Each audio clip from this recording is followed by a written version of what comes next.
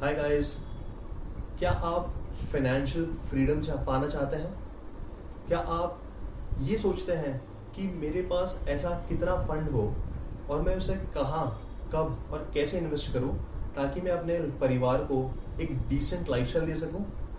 और क्या आप ये भी अपने आप को सोचते हैं कि यदि कल को आपको कुछ हो जाए तो आपके परिवार वाले एक डिसेंट लाइफस्टाइल बिता सकें? यदि आपके तीनों प्रश्न का आंसर हाँ है तो ये वीडियो आपके लिए बना हुआ है। तो हमारे पास फाइनेंशियल गोल्स तो होते हैं पर प्लान मिसिंग होता है। तो आइए मैं आपको बताता हूँ बेसिक 5 स्टेप्स में कि एक फाइनेंशियल प्लान कैसा होना चाहिए और आप इसको अप्लाई करने के बाद में एक डिसेंट लाइफस्टाइल कैसे अचीव कर सकते हैं। मेरा नाम है हिमांशु देसाई और आइए डिस्कस करते हैं एक बेसिक फाइनेंशियल प्लान। तो गाइस, मैंने अपना करियर आज से करीब 12 इयर्स पहले शुरू किया था। तो 12 साल पहले मैं भी आप ही की तरह एकदम मस्त वाला था, ज़्यादा चिंता नहीं करता था। मंथ के एंड में स्टार्टिंग में पैसा आया और मंथ के एंड तक खत्म। बेसिक सेविंग्स होती थी बस। पर मुझे फाइनेंशियल प्लानिंग का ग्रेविटी समझ में आया at the age of 29, which was pretty late. पर इसीलिए मैं आपके लिए वीडियो बना रहा हूँ ताकि आप इसको जल्द से जल्द शुरू कर सके, आज शुरू कर सके। जितने जल्दी शुरू करते हैं हम लोग प्लानिंग उतनी ही बेनिफिशियल होती है। जैसे कि किसी महान आदमी ने कहा है, A goal without a plan is just a wish। तो आइए देखते हैं ये बेसिक फाइनेंशियल प्लान जो मैं आपको आज डिस्कस करने वाला हूँ वो कितना सिंपल है। 5 स्टेप्स में बनाया हुआ है। यदि आप इस स्टेप्स को अप्लाई करेंगे तो आई एम श्योर ये आपको बहुत हेल्प करेगा आपके लाइफ के फाइनेंसेस को एडजस्ट करने में और आपको सिक्योर फील करवाने में, जो कि बहुत इंपॉर्टेंट है। हम अगर इनसिक्योर रहेंगे तो ठीक से फोकस नहीं कर पाएंगे काम पे।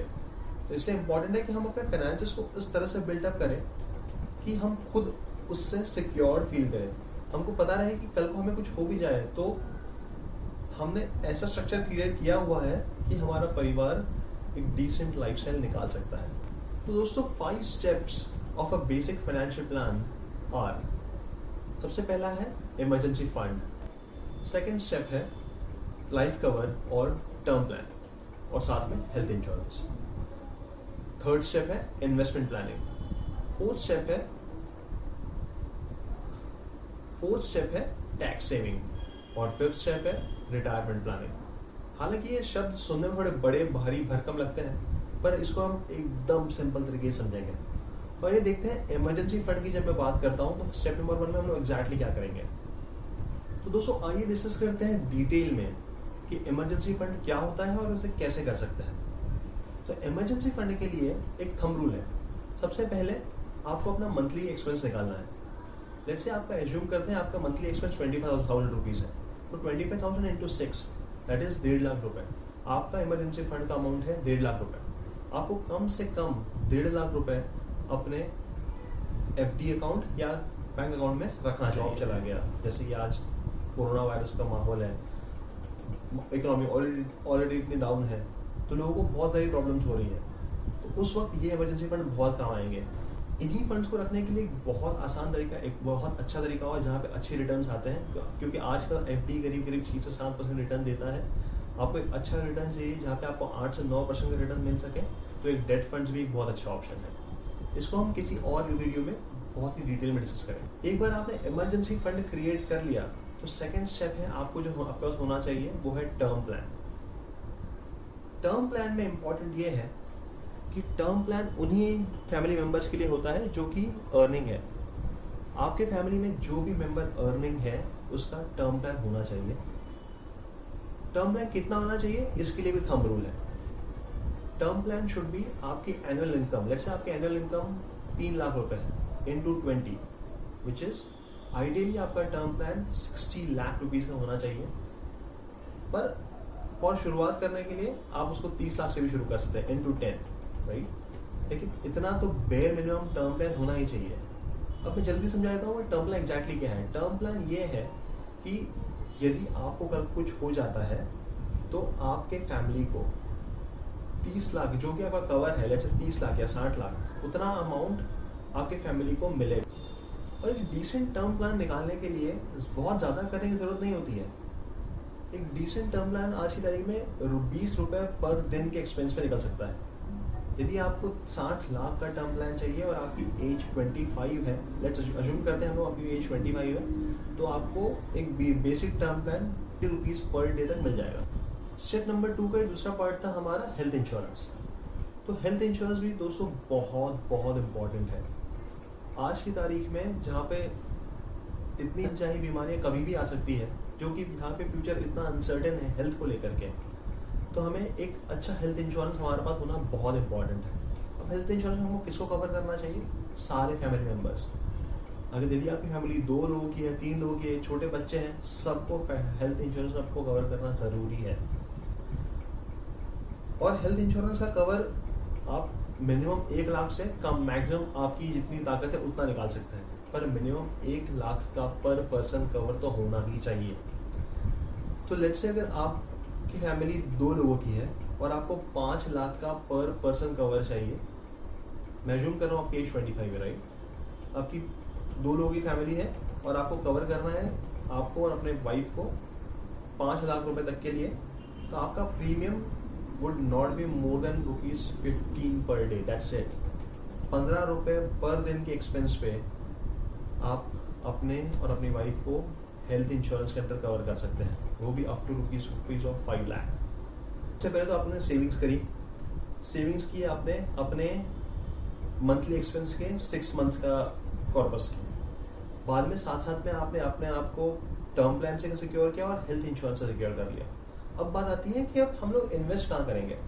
अब जो हमारा ये दोनों प्रिपेयर हो गया, अब जो फंड बच रहा है उसको इन्वेस्ट कहाँ करेंगे? तो देखते हैं कि इन्वेस्टमेंट के ऑप्शन हमारे पास कौन से खुले हुए हैं। वैसे कई भी सारे ऑप्शन होते हैं दुनिया में इन्वेस्टमेंट के लिए, पर मैं आपके लिए एक बेसिक 3 से 4 ऑप्शन लेके आया हूँ। तो सबसे पहला है फिक्स्ड डिपॉजिट। आप एक FD में कर सकते हैं, जो कि एक लो रिस्क लो रिटर्न वाला आइटम है, जहाँ पे आज की तारीख में बैंक्स 6-7% मैक्स FD में। तो एक FD हो गया आपका ऑप्शन। सेकंड ऑप्शन है हमारे पास में इंडेक्स फंड। आप सबने म्यूचुअल फंड का नाम तो सुना होगा। तो म्यूचुअल फंड जैसे ही एक और फंड होता है जो कि है इंडेक्स फंड, जो कि जिसमें कि आप डायरेक्टली इंडेक्स पे इन्वेस्ट करते हैं। इंडेक्स कौन से? जैसे कि सेंसेक्स हो गया, निफ्टी हो गया। आप डायरेक्टली फंड दे रहे हैं और जहाँ आप बोल रहे हैं कि मेरा ये इन्वेस्टमेंट डायरेक्टली निफ्टी में लगेगा, राइट, या सेंसेक्स में लगेगा। These are a medium risk because of course any investment in markets are subject to market risk. It is a medium risk item and a medium return item as well. But एक अच्छा return देता है। FD से तो बहुत अच्छा return देता है, करीब आपको 13 से 15% का रिटर्न इसमें मिलेगा। तीसरा ऑप्शन आपके पास है स्टॉक्स, यानी शेयर मार्केट। ये एक हाई रिस्क आइटम है और हाई रिटर्न भी है। इसमें आपको एक बेसिक फंडामेंटल एनालिसिस करके समझ के इन्वेस्ट करना चाहिए स्टॉक्स में। इसमें हम लोग कभी और बात कर सकते हैं, पर ये आपके पास बहुत अच्छा ऑप्शन है। उसके बाद में जो इंडिया में बहुत फेमस है वो है रियल एस्टेट और गोल्ड। ये दोनों ही ऑप्शंस में मैं ज़्यादा बिलीव नहीं करता हूँ। हाँ, कुछ सोशल डिलेमा की वजह से और कुछ एक इंडियन फीलिंग की वजह से रियल एस्टेट खुद का घर होना चाहिए, तो ये एक इन्वेस्टमेंट आपका ऑप्शन हो सकता है। इसमें आप सोच सकते हैं, क्योंकि साथ साथ आपको होम लोन भी मिलता है जिसके टैक्स बेनिफिट्स बहुत सारे होते हैं, right. So one home is a good option. लेकिन उसके बाद में गोल्ड, मुझे नहीं लगता है कि गोल्ड में इतना रिटर्न होता है। यदि आप अभी जो गोल्ड के प्राइसेस पर स्पाइक हुआ है उसको छोड़ दें, तो स्टार्ट बाय जैन 2020 गोल्ड में 4% 5% से ज़्यादा अच्छा रिटर्न मिला नहीं है, राइट। तो इससे बेटर तो आपको FD में मिल जाएगा, तो गोल्ड में क्यों इन्वेस्ट करना है? So I personally don't prefer gold. Guys, step 4 पे चलते हैं। स्टेप 4 है हमारा टैक्स प्लानिंग। देखिए, टैक्स प्लानिंग में भी बहुत सिंपल थंब रूल मैं आपको बता दूं। यदि आपका एनुअल इनकम 6 लाख के नीचे है तो आपको ज़्यादा टेंशन लेने की ज़रूरत नहीं है।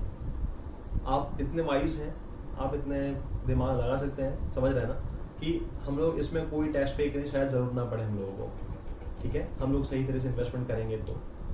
और यदि आपकी इनकम 6 लाख के ऊपर भी है, 6 से 10 लाख के आसपास भी है, तो भी आप मिनिमम टैक्स पे करके एक प्रॉपर इन्वेस्टमेंट से आप एक प्रॉपर इन्वेस्टमेंट से अपना टैक्स सेव कर सकते हैं। कैसे? एक बहुत बेसिक ऑप्शन जिसने आपको बताया, एक होम लोन। एक होम लोन आपको ऑलमोस्ट प्रिंसिपल पे भी और इंटरेस्ट पे भी टैक्स सेविंग का ऑप्शन देता है, राइट?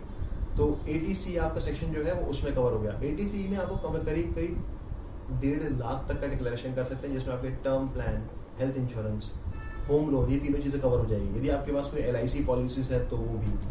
तो यदि हमने ये चीज़ें करके रखी हैं और ये हम लोग डिक्लेयर करते हैं जब टैक्स फाइल करते हैं तब कि ये हमारे इन्वेस्टमेंट्स हैं, तो ऑलरेडी आपको शायद कोई टैक्स ना भरना पड़े, राइट? तो देखिए कितना सिंपल है। मतलब हेल्थ इंश्योरेंस हमने ऑलरेडी निकाला, टर्म प्लान निकाला हुआ है, यदि LIC है तो LIC आपकी, और अगर होम लोन है तो वो, ये 4 चीज़ें भी हैं तो आप एक डिसेंट सैलरी तक के आपको कोई टैक्स पे करने की जरूरत नहीं है। बहुत सिंपल है। तो ये दोस्तों लास्ट स्टेप समझते हैं रिटायरमेंट प्लान। रिटायरमेंट प्लानिंग के लिए एक 2 से 3 क्वेश्चन आपके पास एक रेडी होना चाहिए। पहला है, आप कितनी एज में रिटायर होना चाहते हैं। सेकंड क्वेश्चन है कि आपको कितना महीने का अमाउंट चाहिए रिटायरमेंट के बाद, ठीक है? तो लेटर से हम अज्यूम कर रहे हैं जैसे अभी तक कि आपकी एज 25 है और आपको अगर 60 के एज में रिटायर होना है तो आपके पास करीब 35 ईयर्स का स्पैन है इन्वेस्ट करने के लिए। तो मैं आपको सजेस्ट करूँगा कि एक SIP कैलकुलेटर खोल लो। इस SIP कैलकुलेटर में आप डालिए इन्वेस्टमेंट पीरियड ऑफ 35।